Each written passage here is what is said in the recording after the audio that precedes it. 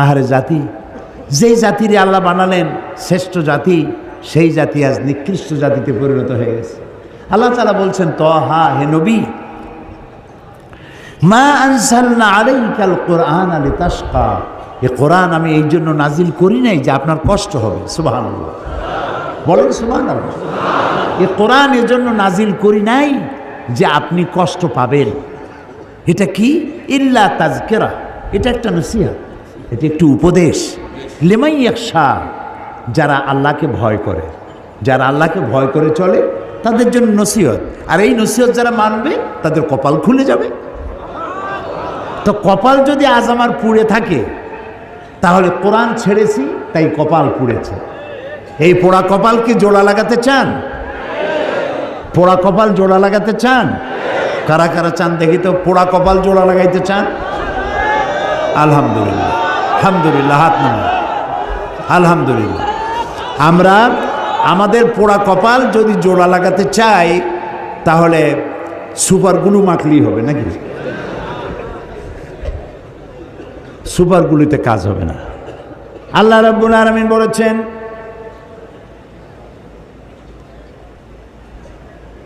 আমি ইন্নাল্লাহা লা ইউগাইয়িরু মা বিকওমিন হাত্তা ইউগাইয়িরু মা বিআনফুসিহিম, আমি কোনো জাতির ভাগ্যকে পরিবর্তন করি না যতক্ষণ পর্যন্ত সেই জাতি নিজের ভাগ্যই নিজেরা পরিবর্তনের জন্য সচেষ্ট হয়।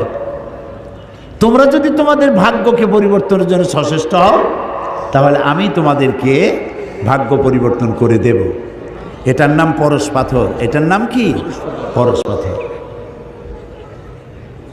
আল্লামা আলতাফ হোসেন হালি তিনি বলছেন, উতর কর গারেহরা সে সুয়ে কম আয়া, উতর কর গারেহরা সে সুয়ে কম আয়া, और एक नुस्खे किमिया साथ लाया। নবী করিম সাল্লাল্লাহু আলাইহি ওয়াসাল্লাম একটি অধঃপতিত সমাজকে কি করে চরিত্রবান বানানো যায়, কিভাবে ভালো বানানো যাবে, যেই জাতি চুরি করে, ডাকাতি করে, জিনা করে, ব্যভিচার করে, মানুষের মর্যাদা যেই জাতির ভিতরে নাই, এই জাতির ভাগ্য কেমনে ভালো হবে। হেরা পাহাড়ে বসে তিনি চিন্তা গবেষণা করতে লাগলেন। 40 বছর বয়স যেদিন পূর্ণ হয়ে গেল, আল্লাহ তাআলা কোরআন নাজিল করে দিলেন। হেরা পাহাড় থেকে কোরআনের আয়াত নিয়ে তিনি দুনিয়ায় অবতীর্ণ হলেন, দুনিয়ায় এলেন। কোরআনের সংস্পর্শে যারা এলো, জিরোগুলি সব হিরো হয়ে গেল। আল্লাহু আকবার, আল্লাহু আকবার, আল্লাহু আকবার। হযরত ওমর, হযরত ওমর যিনি আল্লাহর নবী হত্যা করতে আসছে, সাধারণ মানুষ না, আল্লাহর নবী হত্যা করা কত বড় কঠিন কাজ। সেই রাসূলকে হত্যা করতে আসছে। এই কোরআন যখন তেলাওয়াত শুনলেন, এই জায়গাটা ঠিক আমি যেখান দিয়ে তেলাওয়াত করতেছি, এই জায়গাটা তিনি তেলাওয়াত শুনছিলেন, জীবনের পরিবর্তন হয়ে গেল। কোরআনের নির্ভুলতার অকাট্য দলিল এ বিষয়ে বলছেন আল্লামা দেলোয়ার হুসাইন সাঈদী। পৃথিবীতে সব জিনিসের নকল বেরো, আসল বেরোবার আগেই নকল বেরো। আর নকলে তো বাংলাদেশ ভালো চ্যাম্পিয়ন। পৃথিবীতে সব জিনিসের নকল আছে, আছে না? কিন্তু কয়েকটা জিনিসের নকল নেই। তার মধ্যে একটা হচ্ছে কোরআন।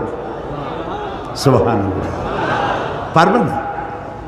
আল্লাহ রাব্বুল আলামিন বলেছেন, তামাম পৃথিবীর সমস্ত মানুষ আর জিন সব যদি একত্রিত হয়ে যদি প্রচেষ্টা চালাও, পরস্পরকে সহযোগিতা যদি করো, এই কোরআনের মতো করে একখানা কোরআন বানাইতে পারবা না। আল্লাহ তাআলা আরো বলেছেন, যদি পারো তো কোরআনের মতো একখানা কোরআন বানাও। এই চ্যালেঞ্জ কেউ কবুল করতে পারলো না। আল্লাহ পাক তার চ্যালেঞ্জকে আরো একটু সহজ করে দিয়ে বললেন, 10টা সূরা বানাও। তাও কেউ পারল না। আল্লাহ এই পরীক্ষা আরো সহজ করে বললেন, ইন কুনতুম ফি রাইবিম মিম্মা নাযালনা আলা আবদিনা ফাআতু বিসূরাতিম মিন মিথলি, আমার বান্দার উপরে আমি যে কোরআন নাজিল করেছি, যদি তোমাদের সন্দেহ হয় তাহলে কোরআনের মতো করে ছোট্ট একটি সূরার মতো করে একটা সূরা বানাও। আল্লাহ তাআলা বলেন, ফাইন লাম তাফআলু ওয়া লান তাফআলু ফাত্তাকুন নারাল্লাতী ওয়াকুদুহান নাস ওয়াল হিজারা।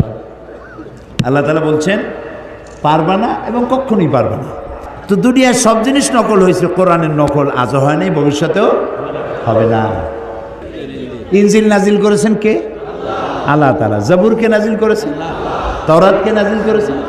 আল্লাহ কি বলছেন ইনজিল আমি হেফাজত করব, তাওরাত আমি হেফাজত করব, জাবুর আমি হেফাজত করব? বলেন নাই। কেন বলেন নাই? কারণ বলার দরকার নাই, ও শরীয়ত তো আল্লাহ মোকাম্মল করেননি। আরও কিতাব আসবে, সেই কিতাবখানার নাম কোরআন। এইটা নাজিল হবে। এইটা নাজিল করে আর নবী আসবে না, লা নবিয়্যা বা'দি ওয়ালা রাসূলা। আল্লাহর নবী রাসূলুল্লাহ সাল্লাল্লাহু আলাইহি ওয়াসাল্লামের পর আর কোনো নবী রাসূল আসবে না, নবীও আসবে না, রাসূলও আসবে না। আর আল্লাহর পক্ষ থেকে একটি শব্দ পৃথিবীর মানুষের জন্য আর আসবে না। আর যে আসবে না, সেই জন্য আল্লাহ তাআলা এটা হেফাজতের দায়িত্ব নিলেন।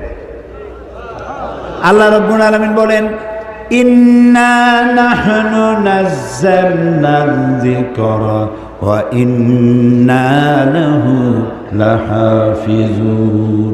কোরআন নাজিল করেছি আমি আল্লাহ, আর এর সংরক্ষণের সবটুকুন দায়িত্ব আমি আল্লাহ গ্রহণ করেছি। প্রিয় ভাই সব, কোরআনের কথা বলতে বলতে আমি তো শেষ করতে পারবো না। জীবনে বয়স তো কম হলো না, 70-এর কাছাকাছি চলে এলো। এই 70-এর কাছাকাছি বয়সের অর্ধ শতাব্দী, প্রায় 50 বছর কোরআনের খেদমতে নিয়োজিত আল্লাহ রাখছিলেন। দেশে বিদেশে পৃথিবীর 5টি মহাদেশের অন্তত 50টিরও বেশি দেশে কোরআন নিয়ে দৌড়াইছি, ছুটে বেড়াইছি। এ কোরআন শুনে পর্যন্ত যারা মুসলমান হলেন আল্লাহর গোলামের হাতে, তাদের সংখ্যা 600-র কাছাকাছি হয়ে গেছে। এই কোরআন শেষ করতে পারবেন না আপনি।